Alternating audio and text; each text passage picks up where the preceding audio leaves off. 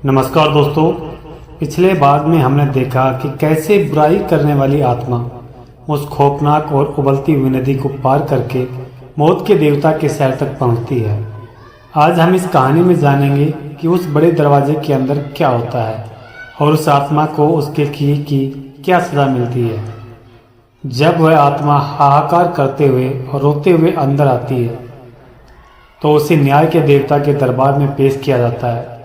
दरबार के बाहर हमेशा एक पहरेदार खड़ा रहता है जो अंदर जाकर उनके मंत्री को उस आत्मा के आने की खबर देता है।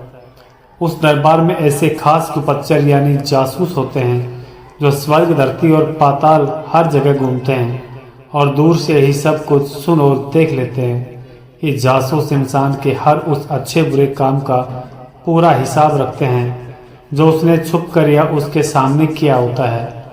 वे मंत्री को उस आत्मा का पूरा सच्चा चिट्ठा सच सच बता देते हैं।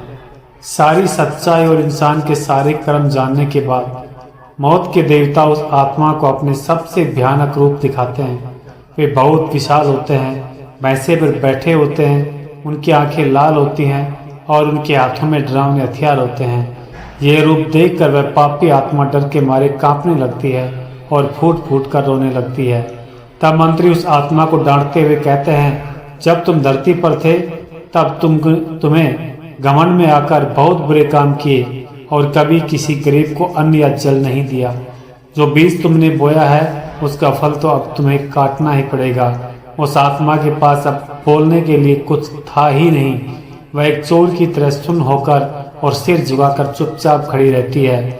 फिर मौत के देवता के आदेश पर पहरेदार उसे रस्सियों से बांधकर अलग अलग भयानक जगहों पर भेज देते हैं। किसी को आग की तरह जलते हुए पेड़ों से बांधकर पीटा जाता है, किसी को खोलते हुए तेल की कढ़ाई में डाल जाता है, तो किसी को अंधेरे कुएं और खाइयों में धकेल दिया जाता है। वहां उस आत्मा को बहुत दर्द सहना पड़ता है और वह अपनी पुरानी जिंदगी को याद कर करके रोती है, लेकिन वहां उसे बचाने वाला कोई नहीं होता।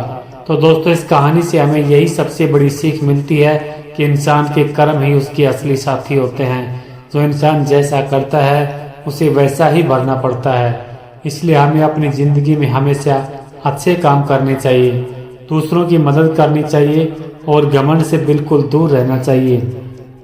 अगर आपको हमारी ये कहानी और ये वीडियो सीरीज पसंद आई हो तो वीडियो को लाइक और शेयर ज़रूर करें और हाँ, हमारे चैनल को सब्सक्राइब करना मत भूलिएगा ताकि आप ऐसे ही और मज़ेदार वीडियो देख सकें। मिलते हैं अगले वीडियो में और इस सीरीज के आखिरी पार्ट में।